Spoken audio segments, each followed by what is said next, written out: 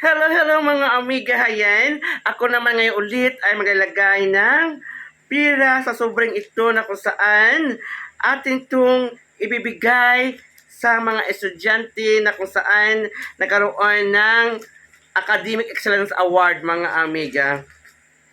Ito ay bilang gantimpala din mga amiga sa kanila dahil nga sila ay nag-aral ng mabuti.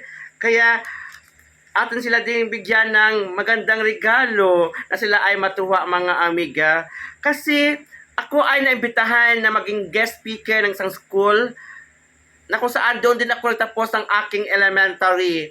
Kaya bilang kapalit din sa mga batang magtatapos ngayong taon ng 2023-2024, at hindi din silang bigyan ng gayahan na sila ay matuwa pagkatanggap nila ang ganitong klaseng mga sobre mga amiga. Yan mga amiga, dito na sa loob ng sobrang ito ang mga pira na kung saan aming itong nilagyan ng aking anak ng congratulations class 2023-2024.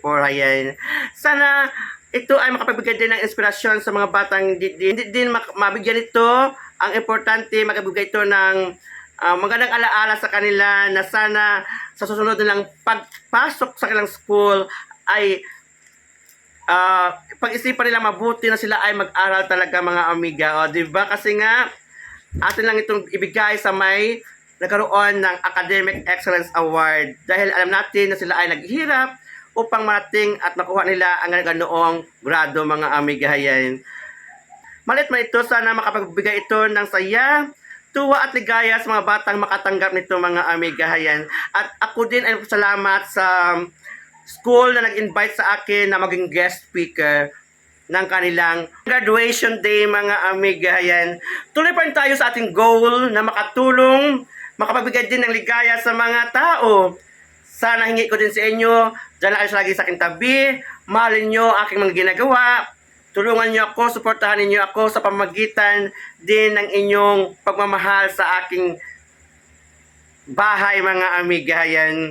Sundan niyo ako lagi at ibahagi din ang video ito na kung saan makapagbigay din ito ng inspirasyon sa mga taong nanonood. Sana mga amiga, huwag niyo kong iwan para din ito sa lahat at sa inyo mga amiga. Sa ngayon, bye-bye muna. See you again for my next video. Love you all mga amiga. God bless!